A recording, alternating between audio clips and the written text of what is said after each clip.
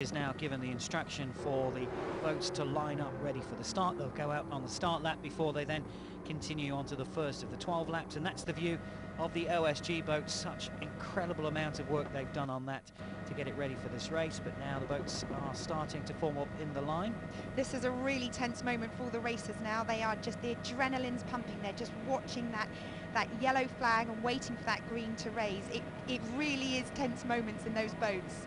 So all eyes on the yellow flag in the P1 boat at the bottom of your television screen. We're waiting for it to go, and then they'll suddenly hit the throttles and away we go. We're looking for a spectacular start here. It's going to be soon, it's going to be soon. Those boats just waiting for Cerex just to come up a little bit in the middle.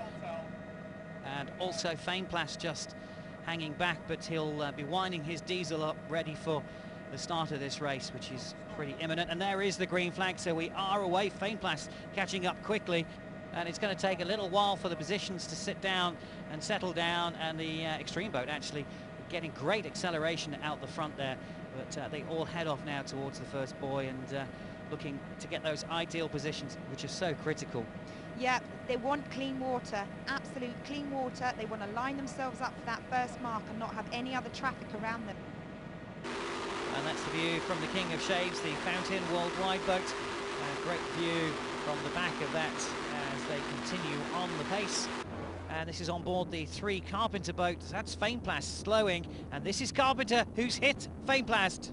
And that is the sight of the boat rolling.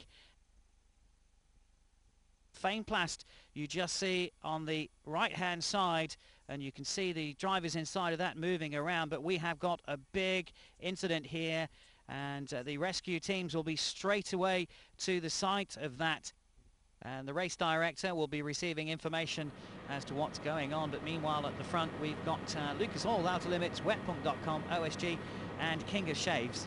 Yep, the leaders of the Evolution class are totally unaware of the incident that's gone on behind them.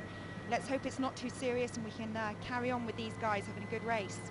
And Outer Limits positioning himself quite nicely on the far left there, taking a tighter line as OSG skips into the middle. King of Shaves running a little bit further back than I actually thought. We do seem to have a small problem here, Chris. The boats are actually slowing down and pulling into the course. Some of the boats are taking different lines. I think we may have a safety issue going on.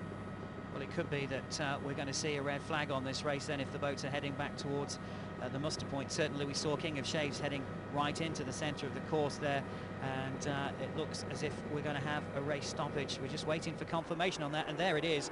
And we do have a red flag, so the incident with the Carpenter boat, which is being recovered, I fear is quite a serious one. And there is the crew of the 64 Fainplast boat that were also included in that incident, and they seem to be okay and making their way back now. The circle point is the Fainplast boat and also OSG, who are running quite a way up, and that's where you see Fainplast start to slow, with obviously some sort of problem that forced them to drop back that quickly.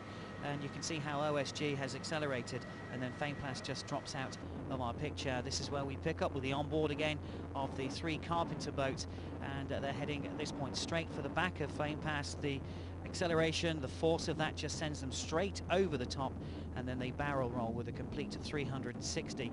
The drivers are not harnessed into that boat. It's open cockpit, so they would have fallen straight out into the water. And then you see Fainplast on the right-hand side of your picture there, the crew inside that boat moving around, so we know that they are okay. Well, after the accident between Carpenter and Fainplast, the boats have all been brought back into the wet pit area here. We're just waiting really for news of the crew, and also waiting for news of whether they're going to restart the race or not. The race was not to be restarted. Tragically, Sergio Carpenieri suffered fatal injuries as a result of the racing incident and was pronounced dead shortly after arriving at hospital. Sergio was known for having a heart of gold and as a true friend to many. He was an experienced and talented racer whose love for the sea played a great part in his life. A man of enormous presence with an infectious smile and a Neapolitan warmth that made you feel like the sun was shining around him even on a cloudy day. He'll be sadly missed, but will always be remembered by those who were fortunate to know him.